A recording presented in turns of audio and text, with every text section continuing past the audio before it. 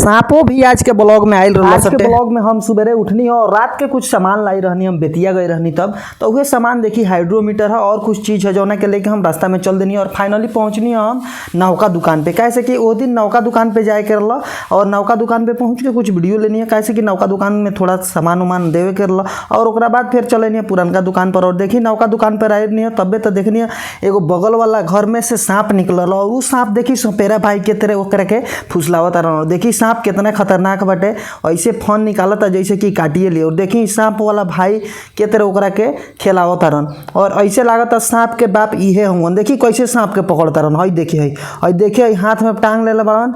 हई देखी हई और सांपवा देखी कहाँ मुड़ी उठावता है। देखिए ले गई अरे बच गइलन। देखिए उनका हाथ पे के तरह मारे खातिर जाता, लेकिन कोनो बात ना, ऐसे लागत है तो सांप के बाप हवन, वैसे सांप के मजाक कर रहा बड़ा। खैर वाला इन सब मजाक में मत पड़े, कैसे कि सांप बहुत खतरनाक होलसन और खतरनाक के साथ साथ विषैला भी होलसन। देखी सांप कितना खतरनाक बा और एकरा के टांग के घुमावत रहन। तब तक हम दुकानवे पर बैठल नहीं, बगल वाला घर में से ही सांप निकलल है तो कहनी कि काहे ना एगो वीडियो बनावल जाओ, ब्लॉग में शामिल कल जाओ। और देखी फाइनली एकरा के बोरा में धैल हन और बाद एक मुँह बनल हन आ घर लेके चल गलन। फिर एगो हमारे इन्वर्टर बेचाइल है तो ओकर वीडियो कहनी कि ले ली। नौका दुकान पर देखी हम बानी और नौका दुकान पर एगो बैटरियो बेचाई रहते तो ओकरो वीडियो ब्लॉग में हम लैनी है।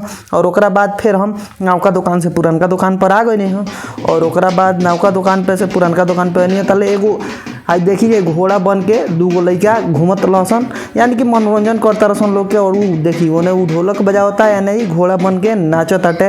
तो हम कहनी है कि काहे ना एक अन्यों को वीडियो अपना ब्लॉग में शामिल कर जाओ और नया नया चीज़ दिखाई रोल इनके। देखी के तरह के इंजॉय करता रहसन और लोगों के इंजॉय करावता रहसन। देखिए के तरह कूदता जैसे कि कूद के बढ़ जाए टायरवा पर चढ़ के।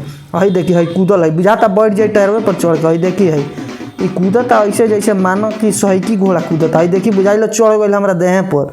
है देखी है फिर वो अपना में कुछ राय करता रहसन, ओकरा बाद फिर ही अपन सिस्टम चेंज करिए सन। देखिए के तरह राय विचार कैल हसन और फिर देखिए कूदता है कूदत ऐसा बा जैसे कि कूद के बढ़ जाए टरवे पर। खैर कोनो बात ना, मनोरंजन खातिर करता रहसन। आई लड़का बड़ा सन, खैर जो भी होके अपन रोजी रोटी के चलते ये सब करता रहसन। ओकरा बाद हम गई कहनी कि 2-4 गो सिक्का दे दिए कनी के, कैसे कि मनोरंजन करैला हसन तो ओकनी के तो भाड़ा बनता।